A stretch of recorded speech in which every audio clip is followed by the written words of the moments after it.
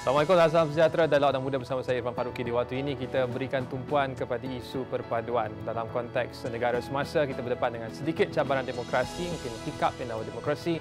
Bila kita bicarakan tentang soal keharmonian pelbagai kaum, bila kita berdepan dengan beberapa insiden yang tidak semestinya kita inginkan, tetapi itulah realiti yang harus kita lalui ketika ini apabila menyentuh berkenaan dengan hubungan pelbagai kaum dalam negara. Tetapi untuk menyentuh perpaduan, pastinya pelbagai konsep dapat dikenalkan, antaranya rukun negara dan sebagainya. Tapi untuk waktu ini, antara yang menarik untuk kita ketengahkan ialah idea berkenaan dengan kepelbagaian dalam bingkai kesatuan yang diperkenalkan oleh Profesor atau Dr. Siddiq Fadil yang menyatakan bahawa kepelbagaian tidak harusnya menyebabkan kita semakin lemah. Seharusnya kepelbagaian itu sekiranya dipadukan dengan baik, ia mampu menjadi satu kekuatan kepada sebuah negara bangsa. Dan tahun ini juga antara lain dibangkitkan berkenaan bangsa Malaysia, sejauh manakah idea itu diangkat dan mampu digarap oleh anak muda. Saya bersama dengan 5 orang tetamu ketika ini. Bermula dari sebelah kanan saya, Krishnan Reganathan, merupakan Setiausaha Agung Demokrat Universiti Malaya, dan seterusnya kita bersama dengan Amira Alia binti Abdul Aziz, Wakil Malaysia Southeast Asia Youth Leadership Program yang akan bertolak pada malam ini. Selamat pergi dan selamat kembali. Kita juga bersama dengan Khairul Sofia, alumni program Undi 18, dan kita bersama juga dengan Faith Ling, graduan Undang-Undang Teles Universiti Malaysia, dan Bernard Au, pengurus program pemimpin GSL. Saya mulakan dahulu dengan Christian untuk mulakan perbincangan di waktu ini. Dan soalan sama untuk semua. Kita ada banyak isu perkauman ketika ini. Mungkin bersamakan dengan situasi pada tahun 2018, 2019 ketika semakin memuncak. What your take on the situation? Adakah ini normal, luar biasa, disengajakan, benda yang natural dalam demokrasi atau bagaimana? Pada pendapat saya, I think dia sudah jadi satu peringkat yang sedikit ekstrim. Kan? So, saya akan mulakan dengan history atau sejarah apabila negara kita menuju ke arah demokrasi atau kemerdekaan, right? So, pada masa tersebut, the founding fathers of our country, mereka ada dua pilihan. First one was to have a melting pot. Sama kalau nak buat perungkapan sama seperti di Indonesia, where you have something called a Pancasila, same ideology, same national language, same culture, same race. Or the second choice, a melting pot, a mosaic, where different races come together. So pada masa itu, all our founding fathers sat together and decided that we need to have a mosaic, where pelbagai kaum, agama, bangsa, makanan, semua boleh disatukan dalam negara kita. And I think that is what which is wonderful in our country, and that is what we are looking forward to discussion in the discussion today. Silakan, Mira. So, in my opinion, masalah perkauman ni, isu-isu antara kaum ni, agama ni, has been here for a long time. It's not new, and to be honest, some people might think that sekarang makin ekstrim. Tapi sebenarnya kita makin aware of isu macam gini because of social media. Before this, mungkin pada zaman 90-an, 80-an, ada isu ni, tapi kita tak sedar sebab kita tak tengok di social media. Kita tak tahu apa yang berlaku all the time. But now, kita tahu macam if ada isu ni berlaku, like 5 seconds later, we already know dalam TikTok, dalam IG. So like, we are more aware of it right now because of social media. That's my opinion. Okay, social media. Nanti kita akan lebih lanjut. Sofia? Saya setuju sebenarnya dengan pendapat Krishnan dan juga Amira sebentar tadi bahawa isu perpaduan ni dia dah lama wujudnya dalam komuniti nasional kita ya. Dan terutamanya isu ketegangan perkauman itu sendiri. Namun kita harus berpijak juga dan lihat situasi ini dalam konteks yang lebih realistik di mana isu perpaduan ini kita selalu cakap nak cegah perpaduan. Tetapi bagi pendapat saya secara realistiknya, kita tak boleh nak completely eliminate the racial tension. But what we can do, apa yang kita boleh lakukan, kita di sini sebagai ejen-ejen penggerak perpaduan adalah untuk memainkan peranan di peringkat individual masing-masing. Dan apabila kita memainkan peranan secara individu, maka imagine kita 5 orang di sini, kita memainkan peranan masing-masing. In a way, it builds a collective effort. Satu usaha yang secara kolektif di mana sedikit sebanyak ia dapat mengurangkan isu-isu perkauman itu sendiri. Dan itulah antara salah satu usahanya. Kita dapat lihat seperti mana yang Amira bawa usulkan sebentar tadi, iaitu melalui bagaimana anak muda dapat menggunakan platform yang disediakan, iaitu melalui social media. Dan saya rasa kita akan kupas isu ini lebih lanjut. Jadi Tapi untuk maklumat ni bukan parlimen. Saya tak ada usul-usul. Faith Link. Walaupun saya a bit uncomfortable bertanya perpaduan kepada pengamal undang-undang. Kalau perpadu, orang undang-undang tak buat duit sebenarnya. Oh, no worries. You know, you need tension. You need dispute. Barulah boleh buat duit. Tak macam tu kan? Ini santai-santai je. Silakan. Saya rasa sekarang Malaysia adalah negara yang ada perpaduan, tapi ada sangat banyak division. I think every time there is news, we see some politician say something, or this decision is made. There will be a lot of people who will agree. There will be a lot of people who are very angry. They will take to social media, like you said, and they will make opinions that boleh cederakan perasaan. So I really agree what you said that when it comes to facing issues relating to race and religion, it starts with ourselves, it starts with the individual, but there's also a very important role that that law and policy must play. So there must be perubahan individu dan reformasi institusi dan undang-undang. So that's what I feel lah. Okay. Tapi sekarang kita tak ada undang-undang pasal perkauman kan? The only one kita ada ialah Akta Hasutan. Akta Hasutan, ada sikit kat Penal Code juga. Okay. Kerajaan ada perancangan untuk membuat National Harmony Bill, tapi tak melaksanakan lagi lah. Dia tak ada intipati. Ini saya tak. Racial harmonies tak ada. Mungkin tak ada, tapi tak pastilah. Okey, tak apa. Masih digaji. Benar? Silakan. Right. I think saya setuju dengan apa Amira dan Sofia cakap tadi tentang I think the social media is definitely a tool that people can use to influence and counter influence nowadays, right? But I believe it is a very loud minority that is the extremists that is controlling the narrative. Most of the people in Malaysia, I believe, are very they tolerate these differences and respect the differences. I think as an educator myself, I've seen so many educators that will teach regardless of race and religion, no matter which race you're from. We will still teach you the same. But then the narrative is controlled by this loud minority, and with social media, it makes it easier for them to do so. So I think currently what we have to do is the young leaders is learn how to use this social media to counter their narrative, and also use our social circle among us to be a good example to what things could have been. Kita fokus pada social media dulu.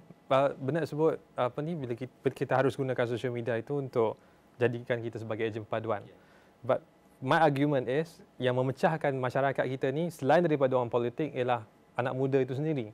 Sebut tentang satu artis K-pop ni berpecah pandangan. Ada yang sokong, ada yang tidak. Sebut tentang artis Malaysia seorang ni berpecah pandangan. Boleh tak sondol sebagainya. Itu dah jadi isu dah tu. Dan banyak lagi isu-isu lain. Termasuklah juga isu sama ada nak simpan dalam fixed deposit ke ataupun kita melabur dalam stok. Itu pun berpecah pandangan. Takkah itu semua memberikan kesan kepada usaha untuk menyatu padukan masyarakat kita? I see. I think differences in opinions is okay. I think that, let's just say the FD, take out money from KWSP, I think those things, it's a difference in opinion is okay. But as long as we don't escalate it until, I don't know, you throw a bomb into a front of a shop, I think it's good to have differences in opinion so that we challenge one another. Tapi, taklah ekstrim sangat. Okay. Sofia, sekali lagi, menggunakan social media, racial tension, berdasarkan apa yang Sofia sebut di awal tadi, adakah maksudnya ketegangan dalam masyarakat kita ni lah satu benda yang memang akan wujud selama-lamanya. Mana memang tidak akan ada satu utopia yang berjumpa semua senyum je. That situation will never come up. Bagi saya lebih melihat situasi ini pada pandangan yang lebih realistik. Sebab secara realistiknya, kita hidup di dalam kepelbagaian. Jadi kita akan sentiasa ada perbezaan di antara kita. Dari segi pendapat, dari segi pemikiran, dari segi perwatakan itu sendiri. Jadi bagaimana kita menggunakan social media, apabila kita sebut, kita relate balik dengan isu perpaduan itu sendiri. Apabila cakap perpaduan, masyarakat majmuk, diorang terlalu quick untuk cakap yang perpaduan ni maksudnya tak ada pergaduhan, tiada perbezaan pendapat. Tetapi bagi saya, apa yang buatkan perpaduan itu satu perkara yang sangat, I would call it a beautiful concept is when kita belajar untuk memahami dan juga menghormati. Menghormati perbezaan yang ada di antara perbezaan kita semua berada, contohnya dalam forum discuss pada hari ini. Jadi itu yang saya kata, saya bukan kata ketegangan kaum itu akan berpanjangan selama-lamanya. Namun kita boleh cuba untuk usaha untuk memahami dan juga menghormati. Saya rasa untuk memahami itu sendiri juga satu perkara yang idealistik sebab kita tak selamanya boleh jumpa pada satu titik pertengahan yang sama. But what we can do is try to respect. Cuba untuk menghormati. Saya nak silakan sikit on apa yang Sofia cakap. Memang betul. It's not that racial tension akan wujud. It's not racial tension itself, but difference, right? One of the unique things about Malaysia compared to negara-negara lain yang berbilang kaum, berbilang agama, is that Malaysia sangat embrace our difference, right? Kita establish that we are different, we have different races, we have different cultures, we have different religions, and that's okay. You know, we don't have to be. Kita tak perlu fokus on semua jadi sama. You know, semua satu bangsa. It's okay that we are different, and it will be like that forever. Tapi bila ada perbezaan itu, antara perkara yang menarik yang berlaku masyarakat kita ialah kita suka buat lawak dengan perkara tersebut. Antara lain ialah bila datang ke Shah Alam, musim raya dia akan jadi Shah Alam. Lepas musim raya jadi Shah Alam. Ada orang yang akan terasa, ini perbezaan kan? Tapi itu sedikit sebanyak seperti mana Faith sebut, dia mencederakan emosi kita. Adakah itu wajar dikekalkan dalam masyarakat? Yeah, I mean, joke tu it's usually on social media kan. Memang kadang-kadang adalah yang terguris emosi. But again, we cannot control emotion orang lain. And then it's okay to have difference in opinion. It's okay to be a bit macam offended or like sensitive to like jokes, things like that. Tapi at the end of the day, how do you react to it, you know? Adakah macam orang-orang ni membesarkan isu tu? Even though joke sikit pun dah nak besar-besarkan isu dalam social media. So it's that thing, you know. Kita punya differences in opinions, differences in pendapat, differences in reaction tu cannot control, but it's how we, you know, again, outwardly react to it. Tapi threshold tu di mana? Sebab dalam budaya sekarang kau tengok di X saja sebagai secara khusus sebagai contoh, semua benda nak kena report kat situ. Walaupun tak semestinya, ya, kadang-kadang kita hanya tahu one side of the story, tak tahu the entire story. Tapi bila kita baca sekali tu, kita pun rasa marah. So threshold nak to keep something personal dan benda yang wajar dilaporkan ke media sosial tu sejauh mana? I think that isu-isu yang sama ada kita nak tahu patut tak kita pendam ataupun kita bagi tahu is kita kena fikir. Kalau kita bercakap tentang ni, if we speak up about it, will it change anything? You know, kalau kita cakap dalam social media sekadar nak buat reaction video marah-marah, will it do anything? Will it be beneficial? Kita kena fikir pasal benda tu. If contohlah dengan ambil contoh kekemat, right? Orang tu viralkan that issue. Even though benda tu dah disiasat, dah dilaporkan. So kenapa nak kena viralkan, right? Benda tu memang sengaja nak melaga-lagakan antara masyarakat Malaysia. So, you know, again, kita just kena fikir our actions tu, will it be beneficial or not? Tu je. I'm going to coming back to you, Faith, pasal undang-undang. Sebab sekarang ni ramai orang suka sama-saman. Tapi Krishnan dahulu, ini cabaran bila kita tak ada melting pot. Ini cabaran bila kita tidak jadi seperti Indonesia. Betul. Kita tak jadi seperti France. Bila identiti itu dikongsi secara bersama. Ya. So, macam mana ni? Tak aman kita ni. But I think back to what Faith said and also the idea is that you can have differences of opinion. Kita boleh maju sebagai satu negara because of the differences of opinion, because our leaders have different viewpoints that we come together and we decide. Kita negara demokrasi. So with democracy, obviously there's one part which is more right or one part which thinks that they have the majority and one part which does not. Tapi yang threshold tu yang ada the problem, right? Which is where does it becomes extreme? Where does it crosses the line? I think it crosses the line when you say something which number one is a logical fallacy. For example, if you're discussing an issue, for example, you brought up the issue of whether to invest and to trade. So you can say that I think investment is better because of this. But you cannot say that I think investment is better because maybe the Indians are controlling the market or the Chinese are like this in their behavior. So that's a logical fallacy. You're using race to bait on an issue and then to propagate racial hatred among that, division among that. So I think you can have discussions, but when it comes to race, you need to be very objective in what you want to say, number one. Number two, when it comes to social media, I think you see right after pre-elections, especially after Undi 18 has been passed, you have like around a surge of 2.4 million voters, and most of them went to the ultra-right. I mean, based on most of the research. Kenapa? Because of social media. Because they know how to capitalize on social media. So the problem is when extremism is spread on social media. I remember opening once on my social media and I see someone saying, we don't make sure that you don't want May 13 to be repeated. You know? So those are certain calls to extremism which has to be avoided. Tapi kebanyakannya I see at this moment, banyak police report. Sikit sensitif, okay, I kena police report. Ada yang panggil akta sakit hati kan on sedition act and all that. So I think maybe those act can be looked again on what can constitute as political differences of opinion and what is actually seditious, or I would say disharmonious to the progression of the country. And I think it goes back, I think what Faye will elaborate on the National Harmony Bill, where I think Sedition Act does not remedy what we require at this moment, right? That is the definition of what hatred is. So I think in a National Harmony Bill or a National Reconciliation Bill, you could see something being pushed forward as number one, to understand what racial hatred means. How can I offend someone in social media, or in our workplace, on our national discussion? I think that, to a certain extent, can bring peace in social media, in the social media realm. Itu dalam konteks politik nasional yang lebih sedikit ekstrim. Tapi kalau boleh kita sentuh dalam konteks pernah ada yang demonstrasi kami nak pakai seluar pendek. Betul. So, kalau situasi itu berlaku dan ada orang tersakiti hatinya, adakah itu dianggap sebagai... Saya rasa yang tu, you kena bercanggah dengan fakta lah. Okay. Kalau you rasa you tak boleh pakai seluar pendek, ini adalah satu institusi pendidikan, that you need to wear long pants, you keluarkan fakta sendirilah, you argue, I think this shouldn't be the way. There'll be, foreign students that is coming abroad, you have professors coming abroad, and if they see you dressed like that, that is not how an institution should carry itself. Look at Oxford, look at Cambridge and how they dress. You kena keluarkan fakta. You cannot stop a speech just because you feel pain or you feel hurt. You feel hurt because you feel you have a right point against it, right? You feel that is wrong, right? So you kena keluarkan hujah, you kena bahas dengan baik. I think that is one of the things that Malaysians should ingrain lah in their culture. Bahas. Macam mana nak elak daripada escalate sampai ke tahap yang ekstrim? Sepatutnya bahas sebab sihat lah kan? Itu budi bahasa bicara kita kan. I think you need to have that tone or the intonasi yang calm. You need to say, I agree with you, but I think we should differ in this side. You cannot be rough.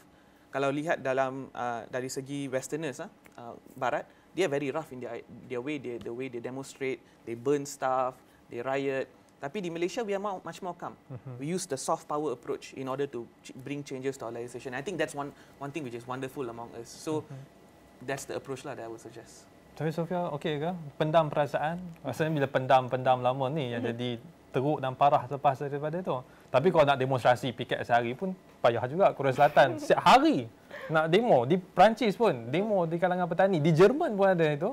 Sampai letak truk di depan bangunan parlimen sebagai tanda protes kepada kerajaan. So, ya macam nak menyimbangi di antara kita nak bahas, kita nak protes. Tapi dalam masa yang sama, pendam lama pun tak elok juga. Ya, sebenarnya saya ada beberapa poin yang saya nak tambah dekat Krishna ya, berkenaan dengan isu pakai seluar pendek tu. Bagi saya, kita hidup di dalam masyarakat yang di mana bermain dengan sentimen perkauman itu sudah terlalu dinormalisasikan. Di mana sikit-sikit kita nak bawa isu perkauman. Sikit-sikit nak bawa isu pasal, kaum ni tak boleh buat macam ni, kaum ni macam ni. Tetapi walhal, secara dasarnya, dia tiada kaitan pun dengan isu perkauman. Ya? Dan ini di mana saya rasa benda yang harus kita act on it is that how can we eliminate this normalization of playing with the sentiment of racial sentiment and as well as religious sentiment. Sebab saya rasa benda ni dia sebenarnya satu isu yang normal bagi saya. Seluar pendek tak ada kena-mengena dengan kaum, tak ada kena-mengena dengan agama. Ia hanyalah berkaitan dengan polisi sesebuah institusi itu sendiri. Dan juga berkenaan dengan perpaduan juga ya, apa yang Krishna bawakan sebentar tadi, mengapa kita lihat diri kita berbeza ialah apabila bercakap pasal perpaduan, kita harus lihat pada dua dasar, entity dan juga identity. Secara identitinya, contoh saya kaum Melayu, bangsa saya Melayu, agama saya Islam, tetapi kita melihat diri kita sebagai satu entiti yang berasingan, padahal entiti kita adalah semua sama iaitu rakyat Malaysia. Identiti sahaja yang berbeza-beza. Jadi itu yang saya, kalau boleh kita harus, what I call it is that fix the mindset of our people nowadays to look at each and one of us as one collective entity instead of different separate walking entity. Dan by that, then only we can pulihkan perpaduan di antara rakyat Malaysia itu sendiri. So saya rasa, pendam tak pendam macam mana? Pendam tak pendam, saya rasa setiap orang individu mempunyai hak masing-masing untuk menyuarakan pendapat mereka. Dan kita sebagai rakyat Malaysia, itu yang that's the beauty of the differences again is that apabila kita memberi ruang kepada individu-individu yang berbeza untuk menggunakan suara mereka, then what we can do again is that saya rasa benda yang saya nak stress outkan today is that the importance of respecting. It's not only about understanding tetapi untuk menghormati. This is your time for you to use your voice and I will use my voice later. Nak piket ke, nak berdemonstrasi ke, saya rasa benda tu adalah satu I would call it's a healthy culture sebenarnya untuk kita menggalakkan anak-anak muda untuk menyuarakan pendapat mereka. Jadi saya tak rasa untuk menyuarakan pendapat itu satu perkara yang toksik ataupun perkara yang negatif, tetapi haruslah diletakkan pada tempat yang sewajarnya. How we can use it positively. Tambah sikit. Yes, yes, yes. So I think that is where I feel, at least for the younger generation, right? People below 25 years old, minda dia masih boleh, I think, can still change easily. People above 25 years old, based on research, right? Susah nak change perception about other races already, right? So I think that's why we need to focus on the younger generation, focus on the education. And then it's important to teach kids how to disagree respectfully. You have a different opinion, I have a different opinion, and that is okay. Kita boleh agree to disagree. And that's what I think we need to instill since young, so that we don't, we can always settle things in a very civilized manner. Yeah. So adakah maknanya the younger generation need to be barricaded from the older generation yang dah ada fixed mindset when it comes to racial issue? I think barricade is not the right way, but teach them things can be done differently, and still expose them to the older generation di mana this is how things is. Let's show you how things can become, right? Collaboration. Yes, yeah. You can learn the good things from the older generation, but not necessarily take all the way they do things onto our generation, right? I think one of the best thing about both their points is that all of us coming together, and I only see that in two places. Number one, sports. We all will come together when it comes to sport. Number two, when another country criticizes us, for example, Singapore talking about our food, we all will come together. So at that point, we can just leave our differences aside and be like, oh, we are Malaysians now, we have to fight back whether it comes to sport and that. And I feel that energy is amazing, at that moment. So we need one common enemy lah.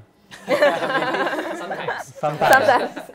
Tapi saya tengok juga apa yang Kumar buat dekat Singapura.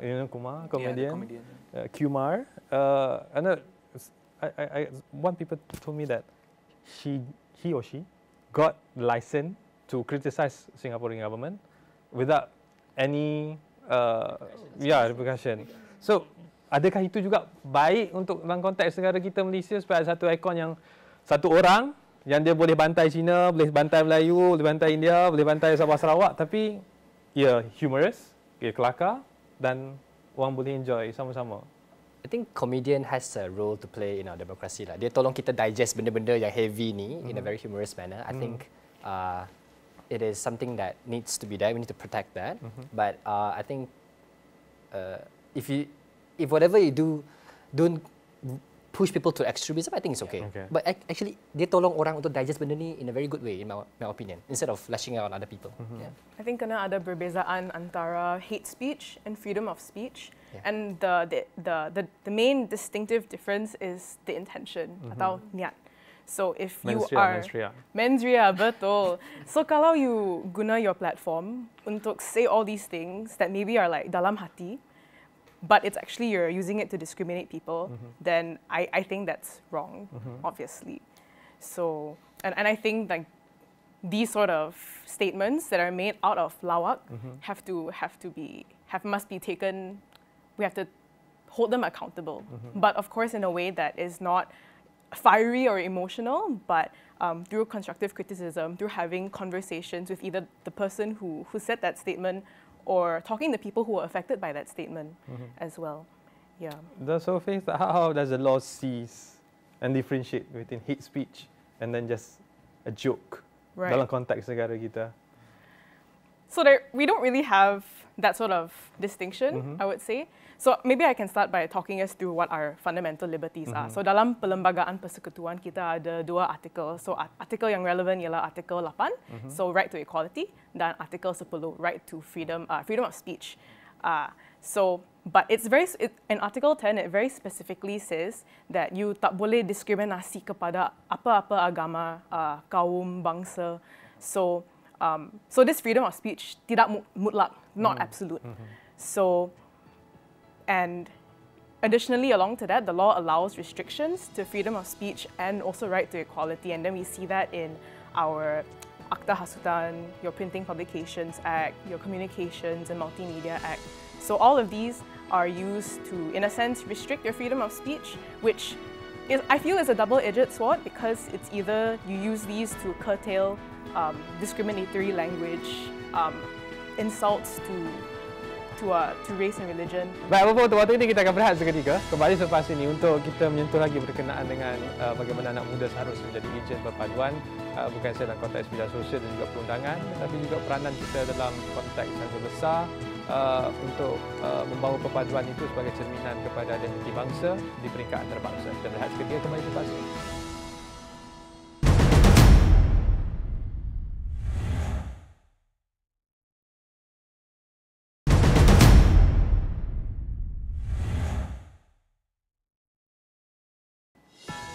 Baik, bertemu kembali dalam Dialog Anak Muda. Saya Irfan Faruqi terbawa kepada anda perbincangan berkenaan dengan perpaduan. Menariknya kali ini, kita bukan sahaja nak sentuh soal perpecahan perpaduan dalam negara kita dalam konteks politik, tapi lebih mendalam dalam hal itu adalah perpaduan dalam konteks anak muda apa yang mereka lihat sebagai benda yang memecahkan negara kita. Dan menarik juga tadi kita menyentuh juga berkenaan dengan aspek perundangan dan kita nak pergi ke peringkat lebih tinggi, peringkat antarabangsa. Tapi sebelum itu, saya nak sentuh dulu Amira untuk kongsikan sedikit menentangkan flight US.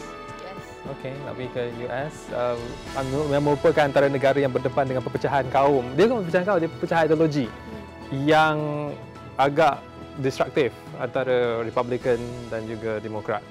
Dalam konteks apa yang berlaku di Amerika dalam negara kita, dia bukan semata-mata soal pertembungan politik, tapi dia soal pertembungan ideologi antara pelbagai kaum. Tapi dalam konteks negara kita ada negara timur, kita ada Borneo, kita ada barat yang lebih progresif, mengambil semangat Amerika Syarikat dalam konteks negara kita, apa kita boleh belajar? So, in my opinion, salah satu masalah di Amerika is that I think everyone is very extremist. You know, everyone is extremist. Not everyone, you know, most people are very extremist. So, sorry. So, you know, like for the conservatives, for Republicans, most of them are very extremist. And then for Democrats and Liberals, most of them are very extremist. So, because of that, banyak sangat perpecahan in America. And they're also very adamant on focus on freedom of speech, you know. So that is why there's a lot of macam perpecahan, a lot of like violent riots and demonstrations in US. And I think what we Malaysians can learn from that is, you know, see how when you are so extreme about an ideology, you forget that, you know, your ideology, you know, especially political ideology, it's not for yourself, it's for the country. So you know that, you know, even if kita different ideology, if you think your ideology is correct, it's not just you that is benefiting from it, it's also that other side, you know.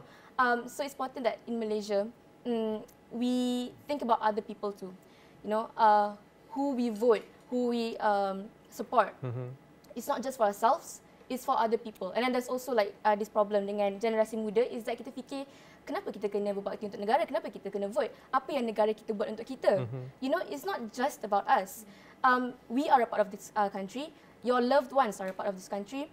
Your friends and family yang berbilang kaum, berbilang ideologi are a part of this country. So what you do, what you think, you know, what your opinion of politics about ideologies, it doesn't just affect you. It doesn't just affect people with the same ideology as you. It also affects other people. So you have to think about the beneficial of everyone. It's like what John F. Kennedy says, ask not what the country can do for you, but what you can do for your country. Exactly. That's what US did, so that the young ones go to the war and the old ones keep safe in the country. Tapi itu perbezaan pandangan. Kita jangan berpecah soal itu. Tapi adakah maksudnya too much freedom is not good untuk perpaduan?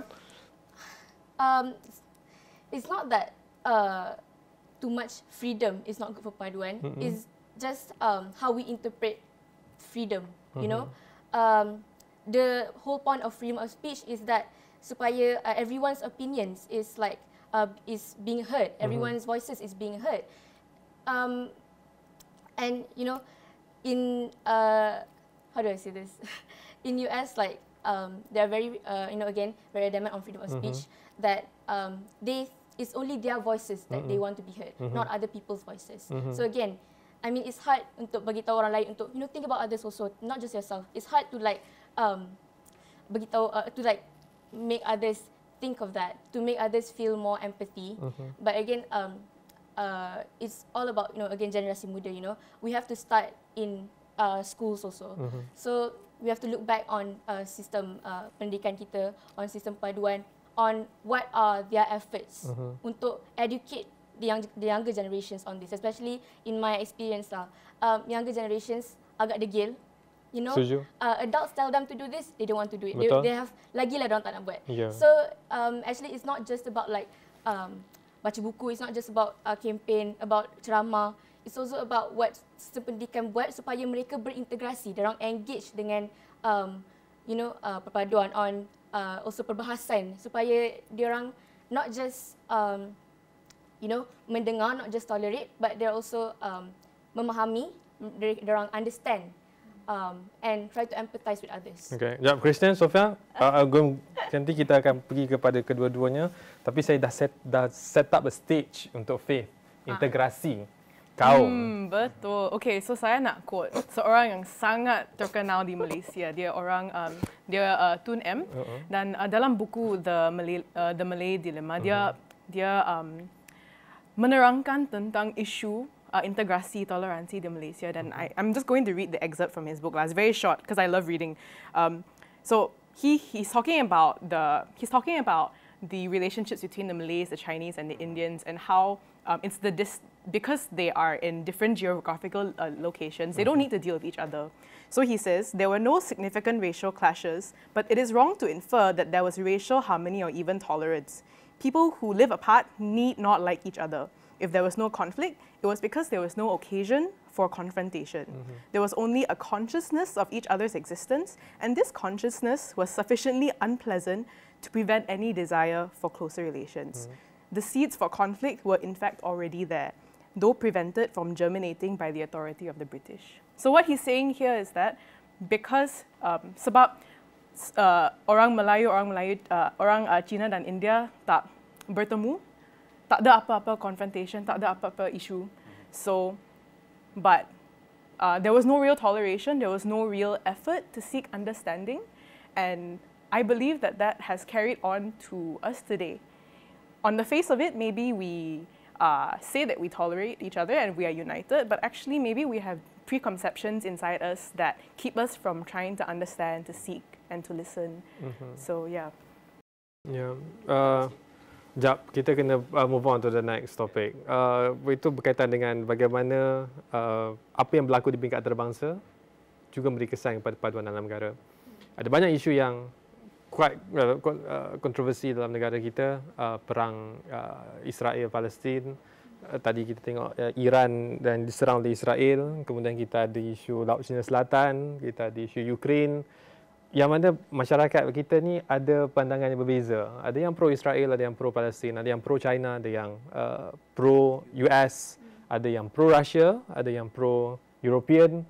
So saya nak tanya setiap daripada anda ialah macam mana kita nak approach perbezaan tersebut, sebab kalau sentuh Israel saja itu pun dah sensitif.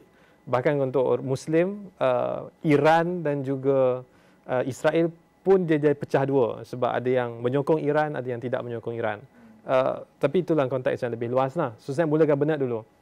Macam mana kita nak menyikapi perbezaan pandangan terhadap perkara yang berlaku di luar negara kita. Tak berlaku dalam negara kita pun. Tapi itu pun sampai masa muka lah kita masing-masing. Yeah, I think we go back to the statement that we said just now. We will definitely have differences of opinion. Kita akan ada perbezaan pendapat. But then when it comes to issues of humanity, when people are dying already, I think we need to condemn whoever is starting the war, whoever is continuously attacking both sides, and just ask for a stop. Like when it comes to lives, right? That is really a time we have to set aside our differences already. I think that's what I think. So adakah kita wajar jadikan isu humanitarian itu sebagai our common enemy supaya kita bersatu padu dalam negara kita? I would say definitely. When it comes to humanity issues, we have to stand together. Like, if not for humanity, then what else? What else is there that connects all of us together? And then, honestly, looking at what is happening right now is very, very sad. Every day, I find it difficult to digest. Why is this still continuing? And I hope that this day will never come to our region and we never have to go through something like that. But the isu ni kompleks. Kadang-kadang macam tak dapat nak faham sepenuhnya. Orang akan bergantung kepada very few information that they have and very few information that they believe, walaupun benda tu facts. So dalam masyarakat khususnya anak muda yang kadang-kadang sukar untuk diyakinkan, macam mana kita berdepan dengan pertembungan tu? Maybe I can add, yeah. I think like you said, I think the issues that we are faced with, like semua perang yang sedang berlaku, are complex. And the objective point is any crimes against humanity is wrong and should be condemned. But when we start to comment on these issues, I think a lot of us come from different points of view. When we especially address the issue of Palestine and Israel, some of us come from a religious standpoint, some of us come from a humanitarian standpoint, and coming from those two objective standpoints will make it very difficult to come to an agreement. So, pada pendapatan saya, I feel like when we come to talk about these issues, first we have to have the common ground of I want to listen to you and I want to hear what you say without getting offended, and while acknowledging that that you have an opinion that maybe is worth listening to. Number two is agreeing on objective facts, which in itself already is very difficult because there's so much conflicting evidence when it comes to wars that are happening. But as cliche as it may be, I think the first step is always to listen and not to react so fast, especially dalam social media in today's day and age. Sangat senang untuk paparkan apa-apa yang kita nak menyatakan. Satu saat kita boleh cakap, oh, this person, blah, blah, blah. And the cycle continues. We continue to divide each other based on a statement that has been made emotionally.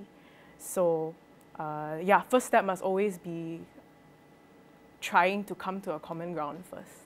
Tapi kalau macam hari ni, pukul 10 pagi disahkan ada serangan daripada Israel ke atas Isfahan, Iran. So, what's the first reaction sepatutnya? Dalam keadaan kita tak benda tu belum disahkan, sehingga beberapa jam kemudian barulah Amerika sahkan bahawa dimaklumkan Israel menyerang Iran. Kemudian dalam keadaan media juga, coming from media industry, kadang-kadang not necessarily they're reporting the entire truth. So, your first instance is? I rasa kita tak perlu come to a conclusion immediately. Okay. When I hear news like this, my first reaction is I feel sad.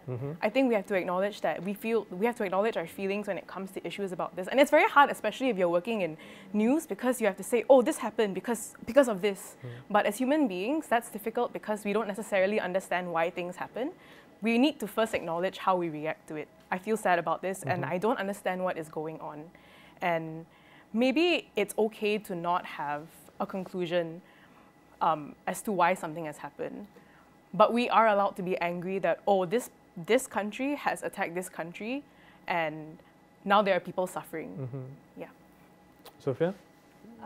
Perang tak patutnya berlangsung. Sepatutnya kita hidup secara aman, dan itu antara idea yang dibawa ASEAN. Kita ada budaya konsensus.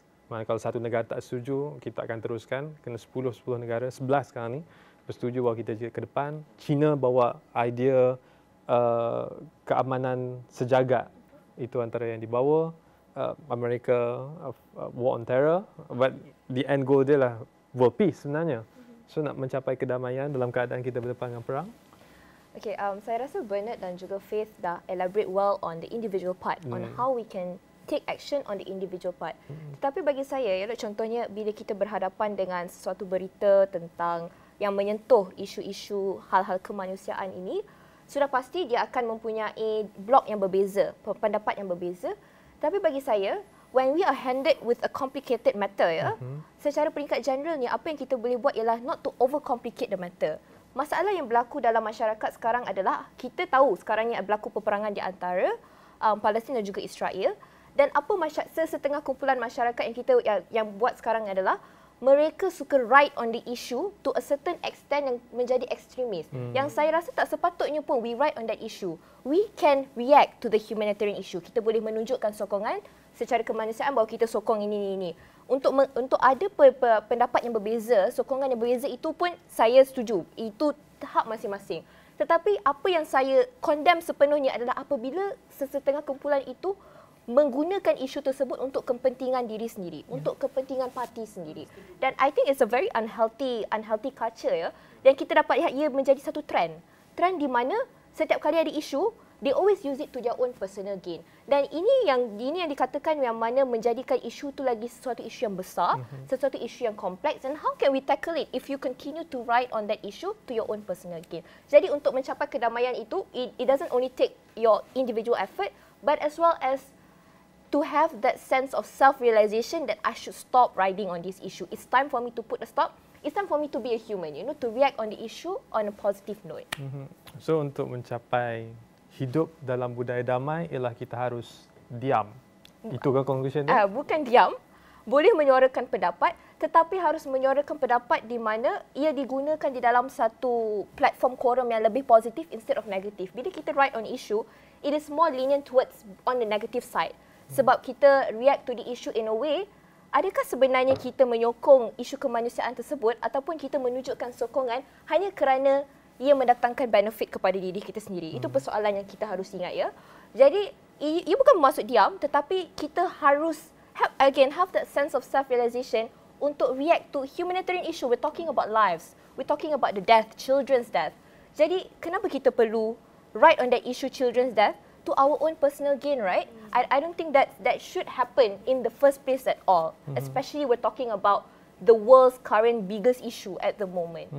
So Amira, peaceful coexistence di kalangan dua ataupun tiga pihak who strongly believe that they are on the right side.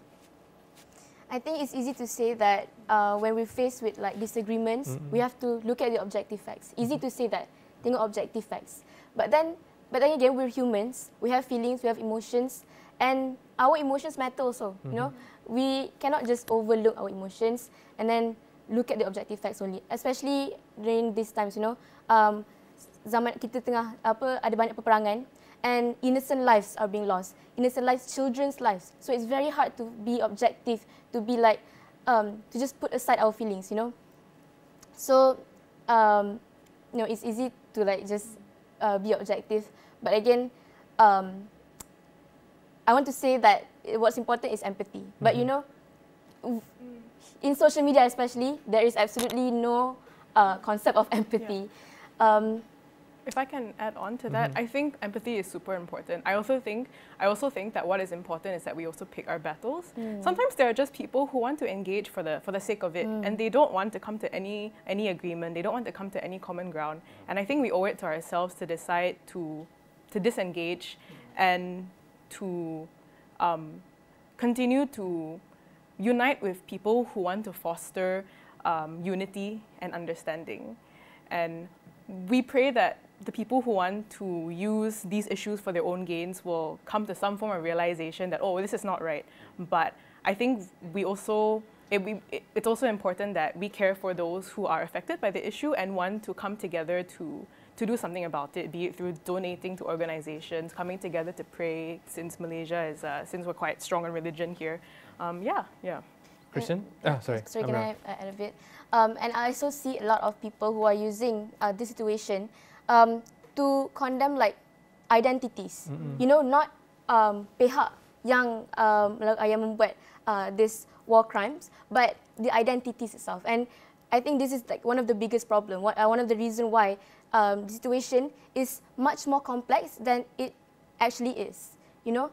So I think, it's easy for me to say this, but I think we really as a community should come together and realize that this is not about identity. This is not just about religion. It's not just about our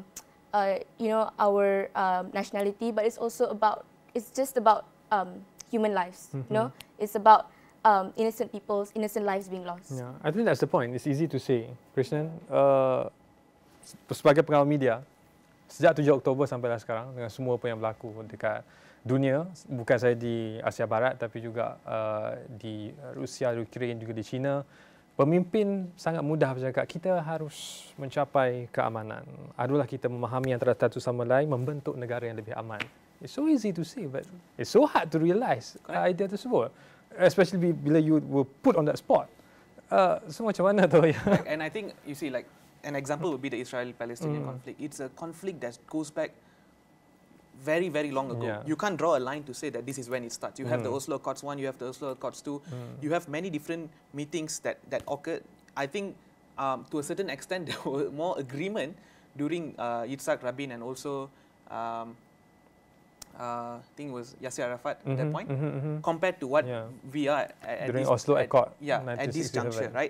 But what I think we can have individual movements, for example, like the boycott, divestment, sanction movement, to play our individual part in engaging or in our opposition, because we, at the end of the day, as individuals, we do not have much voice. What we can do is choose in our daily life what we can reduce in order for us not to have a direct impact on the war. But secondly, it's about the government.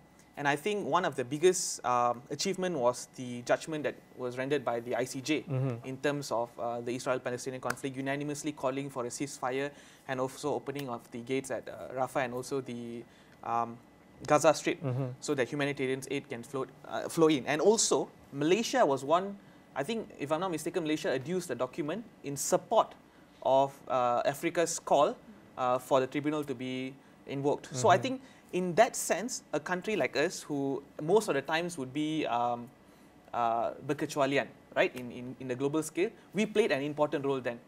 We made a stand and we actually played a role. So I think that is what it takes in a certain point, especially from a country like who is at certain times on a global scale.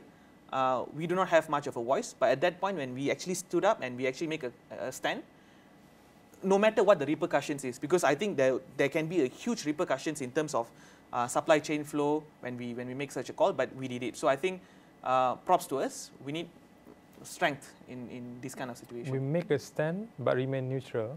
No, I mean in most of times we remain neutral. But at this point we actually made a stand on this issue.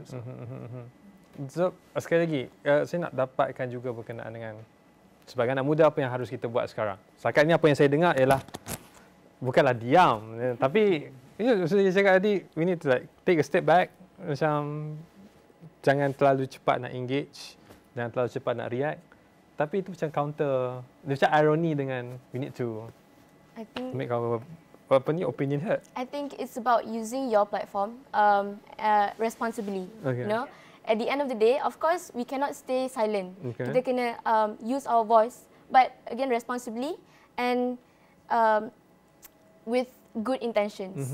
You know, especially anak muda, for like mahasiswa, I think they have like quite a lot of platforms that they have to like actively engage in order to make sure their voice are being heard. For anak muda yang memang muda, like high school students, if they want their voices to be heard, they can use their social media platforms. But it's easy for like their voices, their platforms to be abused until their intentions are being twisted. You know, mulalah pergaduhan, mulalah macam kesalahfahaman dalam social media. So at the end of the day, it's about using your voice, using your platform responsibly. You know, thinking, choose your words. You know.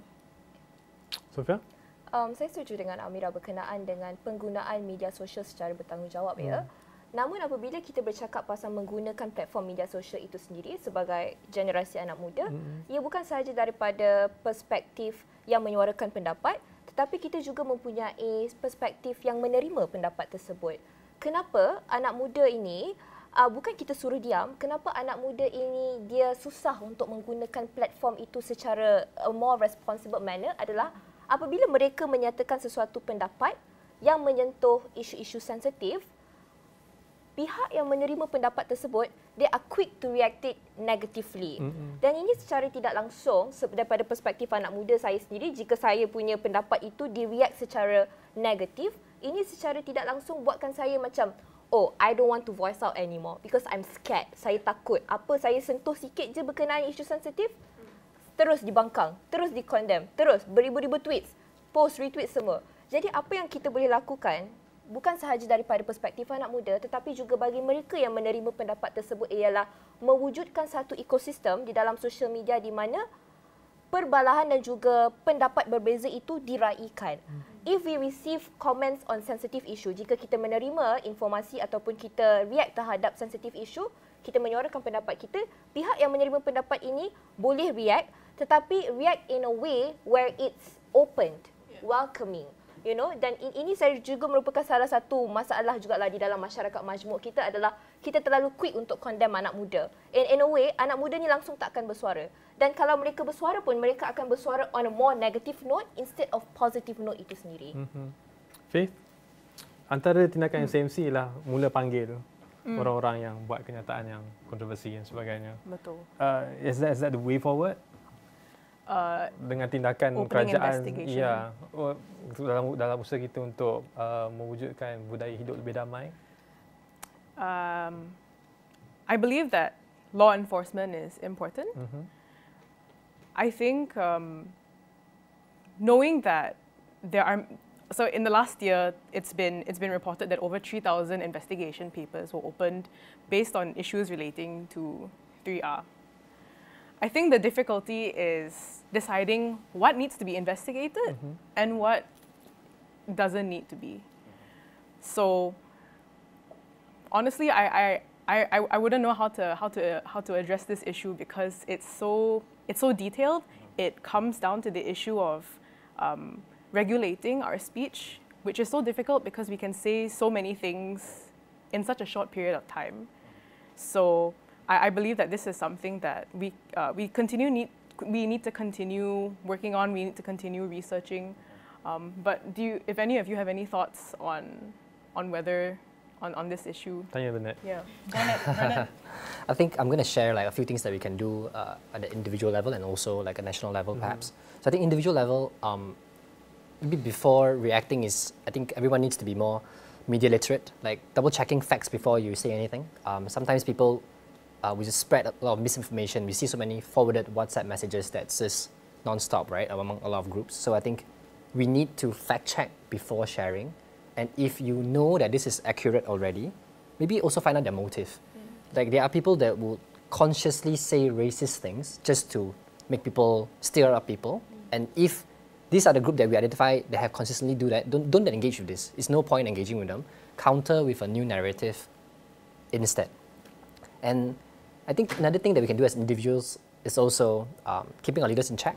Yeah. I really like what this organization called Architects of Diversity, what they do in terms of calling out leaders who are using racist cards or racist narratives to win votes, right? And whenever that happens, they have an initiative that just calls out, document these things and show this leader has history of doing this kind of racist narrative, and let's try to avoid that and move towards proposing better policies instead, right? So I think that's also something that's very good. And finally, the third thing that we can do is expanding our social circle, not only like what you said, right? A lot of us coexist with one another, but we don't understand one another. And I want to link this to perhaps a government initiative that we can do in education ministry.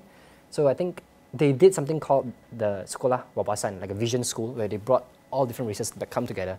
But based on research after a few years, even if people stay in the same school, study together, eat together, play together, the amount who they spend time with is still the same circle. Chinese still spend time with Chinese, Indians with Indians, Malays with Malays. And why is that? Because they don't understand one another. They still do not understand the culture, the language, and what's precious to them. So I think another initiative that could be done, I hope government can do more, is, again, what AOD is doing really well, I believe, is they would get students who otherwise wouldn't meet one another. Students in, let's just say, rural Kelantan in Sekolah Agama, and then with a Chinese independent school student in KL. These people would probably not meet one another if not for the opportunities that they've created. And through these conversations that they've created, they'll understand one another. And when you understand one another, you wouldn't be so quick to believe what the politicians say, like, oh, Chinese are like this, Indians are not like that, and different races are like this. So if you have a friend, if you know people in real life, you wouldn't be so easily to be persuaded lah. And that's what we need. We need to create more opportunities for different races to understand one another so that we can stay united. Ya, tapi I will argue as nak buat kawan sebagai seorang introvert macam susah. Malu lah kita. Tapi apapun, itu merupakan tindakan anda selepas ini. Carilah kawan ramai-ramai. Saya ada kawan baru, asalnya saya ada Faith, saya ada Bernard, saya ada Christian. untuk pastikan kebebasan dan juga perpaduan dalam negara kita ini dapat terus dikembangkan dan ke arah menjadikan Indonesia sebuah negara yang lebih baik. Tapi itu sahaja kupasan kita waktu ini. Selebihnya saya serahkan kepada anda untuk buat penilaian dan buat tambahan. Kalau nak seranglah mereka di media sosial, tengok cara mereka react. Mereka cakap kita buat tak apa yang mereka sebut. Tapi apa pun, itu sahaja kupasan waktu ini. Saya Irfan Faruqi, salam hormat.